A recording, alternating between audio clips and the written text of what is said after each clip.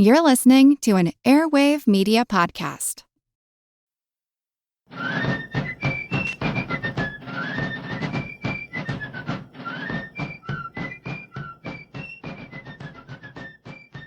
Hello, and thank you for joining the American Revolution. Today, episode 176, Sinking the Randolph. I've been neglecting the Continental Navy for some time now. My last episode on the topic was episode 137, when Lambert Wickes raided ships around the British Isles. Off the North American coast, the British Navy continued to dominate the seas without any serious challenge until the French Navy arrived. After its first raid on the Bahamas in early 1776, the Continental Navy accomplished little more than raiding unprotected merchant vessels carrying goods to the British Army, or maybe going after the occasional smaller Navy ship when the opportunity presented itself. Much of the Continental Fleet was bottled up in Rhode Island, trapped there by the British fleet.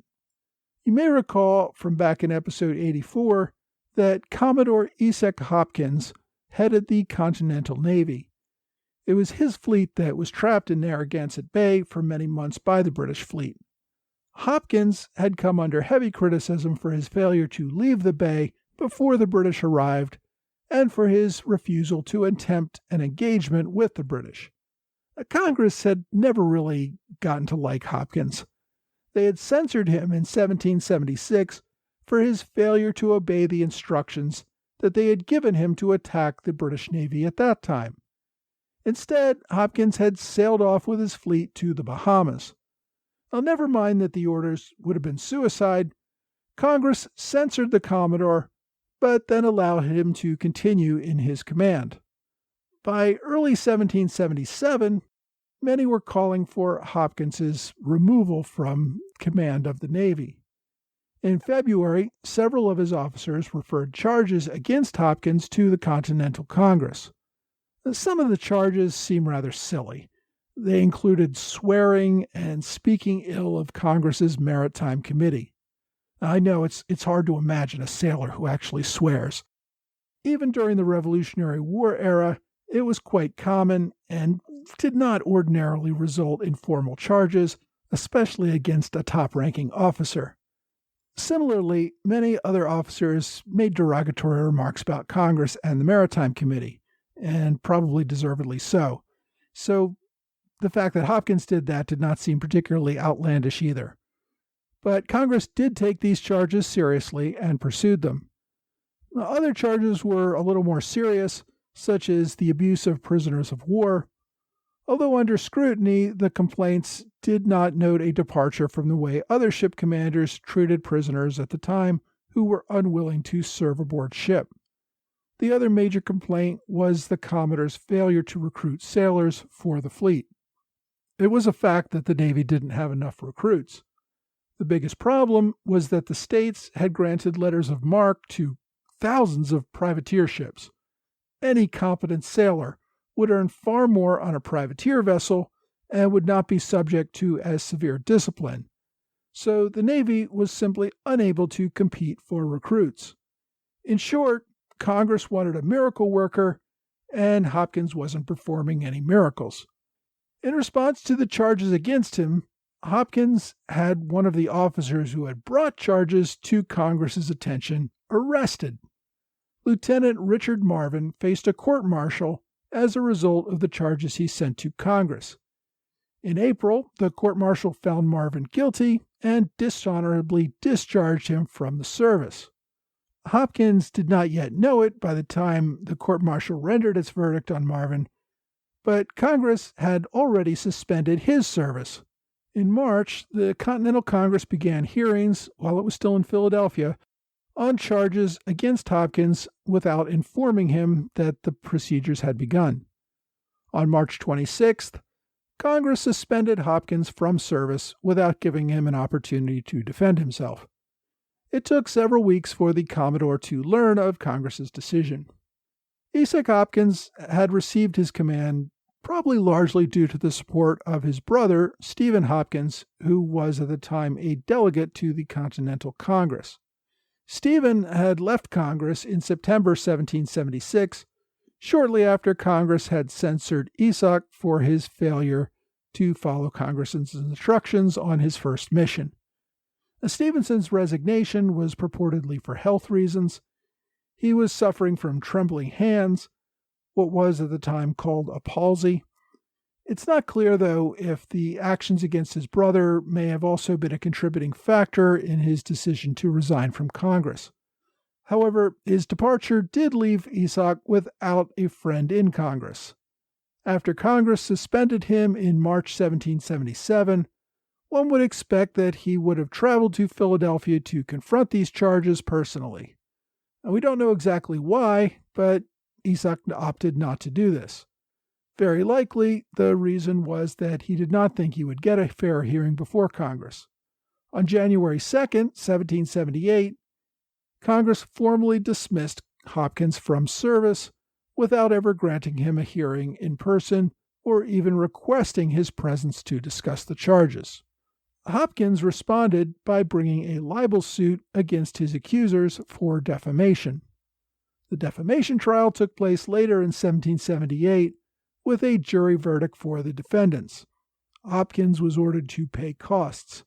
Even so, Hopkins retained his popularity locally in Rhode Island. He was elected to the Rhode Island legislature, where he served on the state's war committee. After Hopkins' departure, Congress did not bother to name a new commander of the Continental Navy. Instead, the Maritime Committee issued orders directly to ship captains or just gave them a fair amount of discretion to go do whatever they could. By the time of Hopkins' removal from office in January 1778, John Adams was long gone from Congress himself.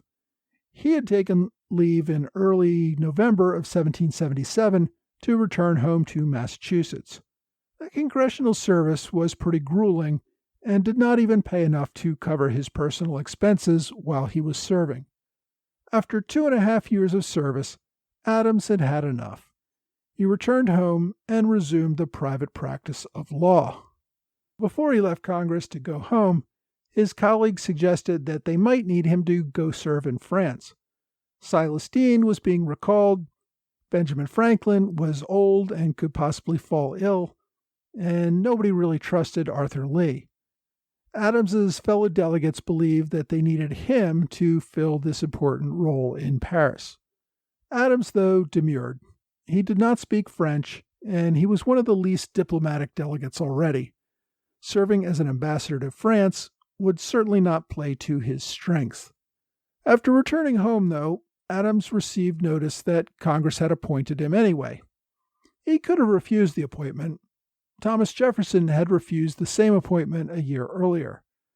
But Adams believed that his services were important to the cause. Besides, his return home was hurting his public reputation. Rumors began to spread that he had been forced to leave Congress. Failure to accept this position might hurt his public reputation further. So, in February 1778, Adams boarded the Navy ship Boston, captained by Samuel Tucker. Adams opted to leave his wife, Abigail, and his young children on the farm in Massachusetts. Congress would not pay for his family's expenses, only his. Adams also thought that the journey would be too difficult and dangerous. Besides, he needed Abigail to continue running the family farm. Instead, he only took his oldest son, 10-year-old John Quincy Adams, who would serve as his personal aide. Also aboard the ship were 2 other young men. William Vernon, Jr. was a recent college graduate and the son of a member of the Maritime Committee. Vernon was headed to France to start a career in international trade. Joining them aboard ship was Jesse Deane, the 11-year-old son of Silas Deane, the man that Adams was to replace. So Adams had to take responsibility for the 3 young men during this voyage. The Boston was a pretty decently sized ship, at least by Continental Navy standards. It had 30 guns, although Adams thought it had too many guns for the size of the ship. And Adams was never shy about expressing his opinions to anyone.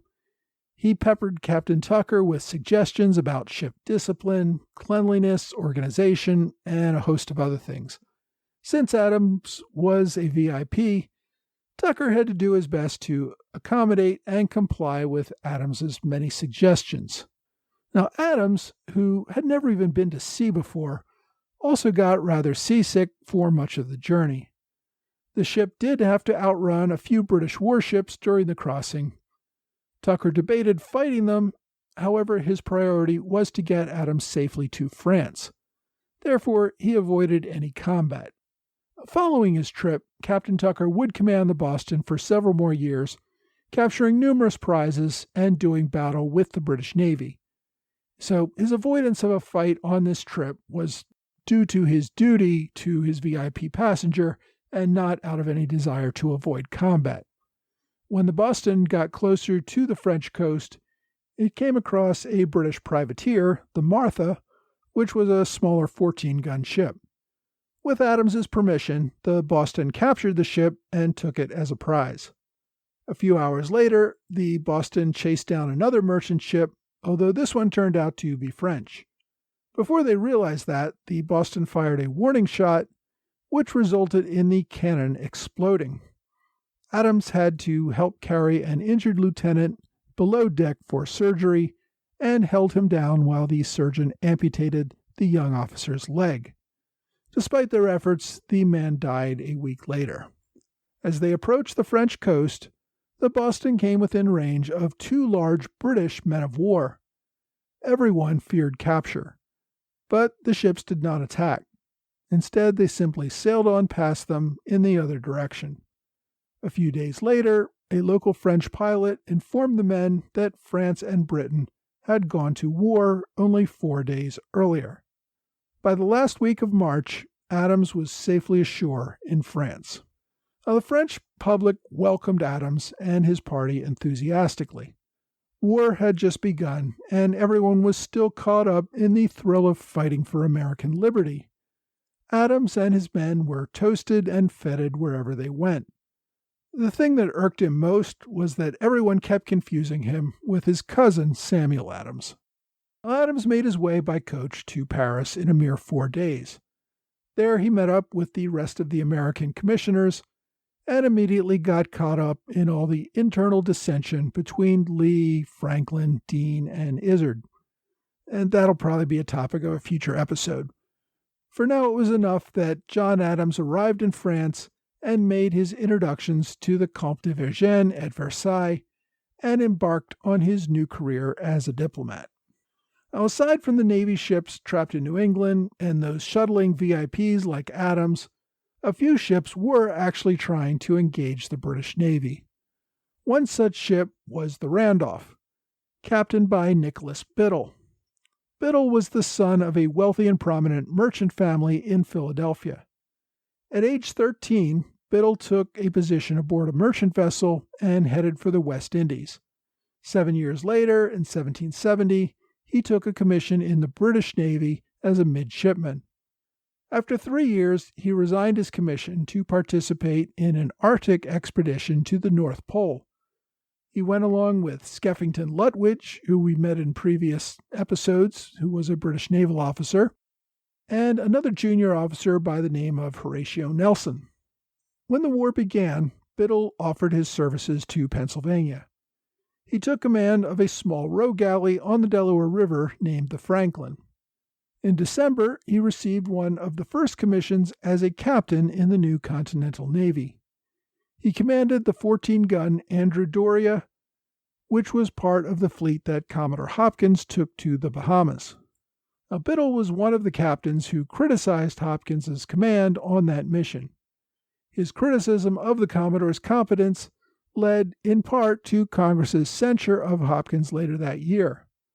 And while Hopkins then got trapped in Narragansett Bay, Biddle remained at sea. He sailed as far north as Newfoundland in search of British shipping, and his mission was so successful that he returned with a skeleton crew of only 5 sailors. The rest had been deployed as prize crews on all the ships that he had captured. Upon his successful return to Philadelphia, Congress rewarded the young captain with the command of the newly completed Randolph. The ship was named after Peyton Randolph, who served as president of the First Continental Congress and for a few months on the Second Continental Congress. Although he had then taken some sick leave, he did return to Congress and then dropped dead while serving in Congress in Philadelphia in October 1775. The Randolph was a 32-gun frigate with a crew of over 300. It was one of America's larger ships, but still nothing that could compete with the British ships of the line.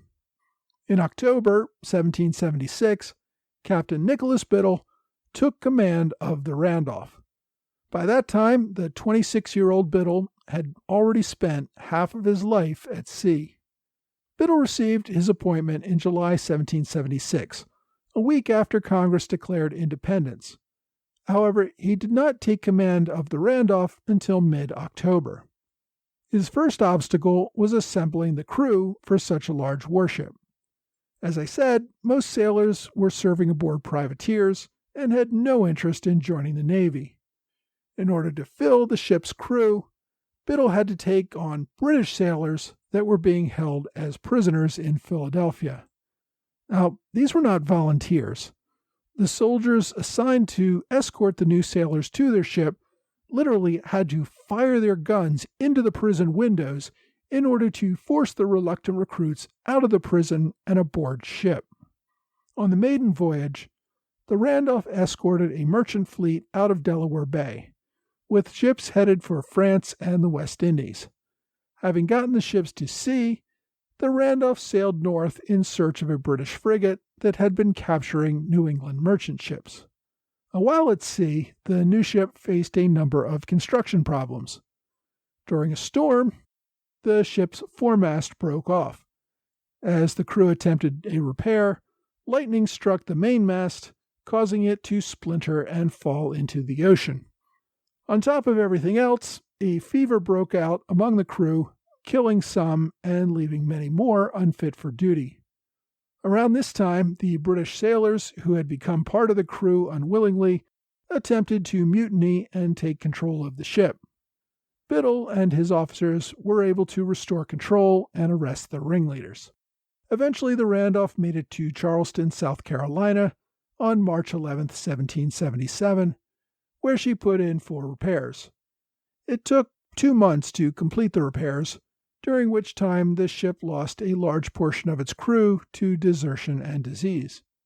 Biddle had to offer bounties to attract more crew members before they could leave port on August 16th. As they left the harbor, the Randolph boarded another ship, the Fair American, and took off 2 crew members who had previously deserted the Randolph for work aboard that merchant ship. In early September, the Randolph spotted a 20-gun Loyalist privateer called the True Briton. That ship was traveling with 4 other ships that it had already captured. The group was on its way to New York with rum, sugar, salt, and other supplies for the British Army. Instead, Biddle captured the entire fleet and delivered the ships to Charleston. After that successful mission, the Randolph remained in Charleston for most of the winter, putting itself in dry dock to have its hull scraped for barnacles. In February 1778, the Randolph formed a convoy with 4 smaller South Carolina Navy ships, the General Moultrie, the Notre Dame, the Fair American, and the Polly. This fleet would attempt to confront British warships that were preventing merchants from leaving Charleston Harbor. The group escorted a fleet of ships leaving the harbor, but failed to find the British. After the merchant ships went on their way, the fleet continued its search for the British Navy. During their searches, they did come across a damaged New England ship that a British privateer was bringing to the British port at St. Augustine. Biddle ended up burning the ship since they could not bring it to port and did not want to let it fall into enemy hands. For more than 2 weeks, the fleet sailed around, finding nothing. On March 4th, they captured a small schooner from New York that was headed for Grenada. Biddle turned that one into a tender ship for his fleet. A few days later, on March 7th, they spotted another ship on the horizon.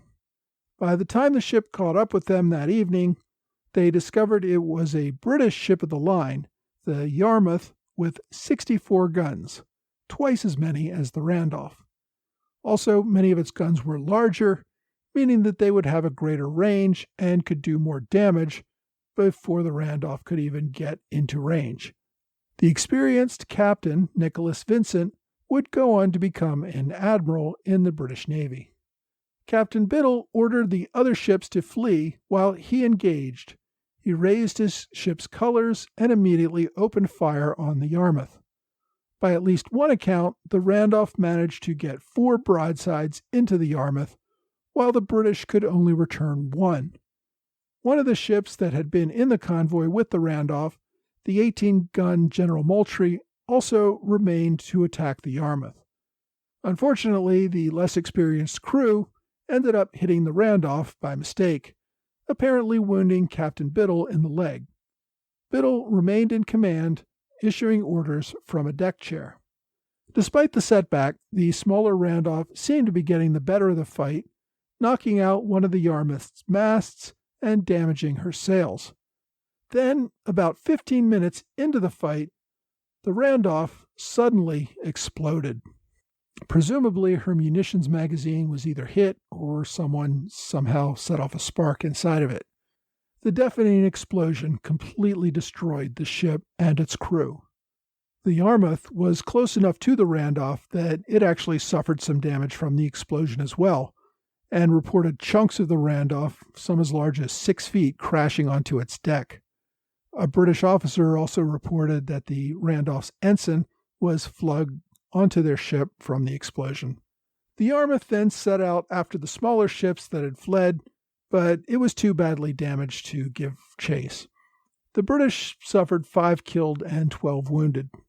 5 days after the battle, the Yarmouth came across some wreckage and took aboard 4 survivors. As it turned out, these men were survivors of the Randolph explosion. The men had survived on rainwater only for several days until rescued. Out of the crew of over 300, those 4 would turn out to be the only survivors of the Randolph's explosion. Next week, we return to New England to talk about the new Republic of Vermont.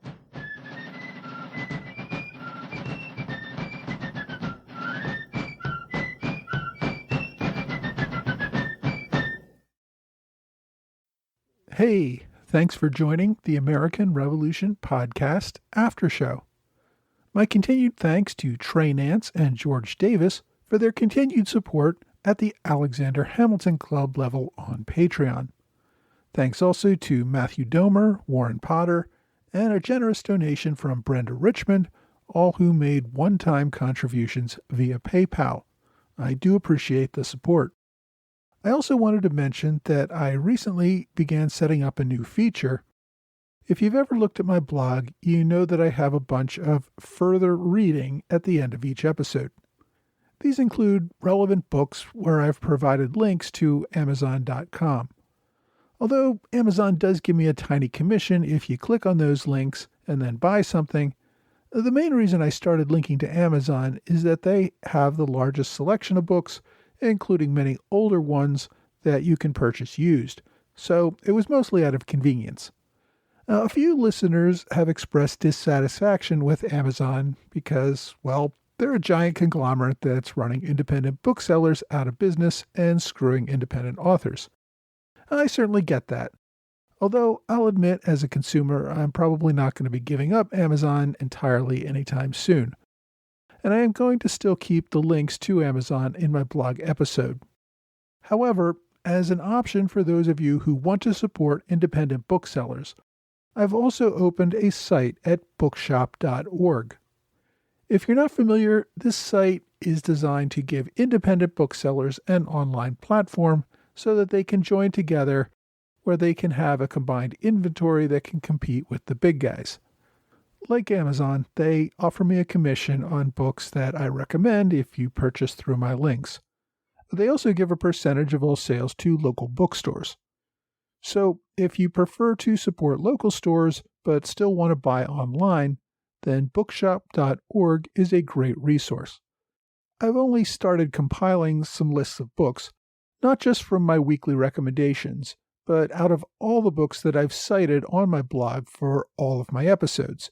So this is hundreds of books.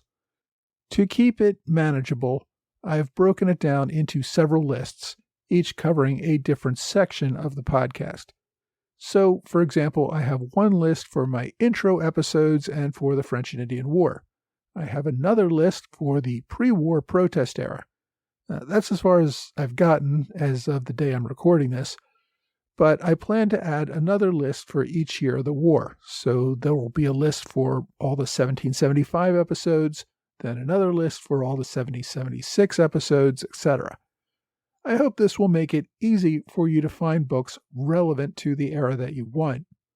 If you want to check out my site on bookshop.org, just go to the site and search for American Revolution Podcast. Make sure you're searching for shops, not books. You can also go directly to bookshop.org/shop/ARP. That's A for American, R for Revolution, P for Podcast. I'll also start adding bookshop links to my blog and my website. It will probably take me a few more weeks to get everything added and up to date. If you have any suggestions on how to organize it better or other books to add to the list, please feel free to contact me. So anyway, this week I tried to catch up on the Continental Navy, which admittedly has not been a big player in the overall war effort. They went after British supply ships, although more numerous privateers accomplished much more in this area. They transferred VIPs to Europe and elsewhere, as we saw this week with John Adams traveling to France. The Navy did occasionally challenge British warships, as we saw with the Randolph and the Yarmouth. Sadly, in that encounter, as in many, it did not go well for the Americans. The British Navy was good at what it did, and would always prove to be a tough opponent. Some of you may be familiar with the name Biddle, which was a prominent family in Philadelphia for many years. Captain Nicolas Biddle sadly died with the loss of the Randolph. The Biddle family, however, remained prominent. They came from English Quakers who settled along the Delaware River even before the founding of Philadelphia.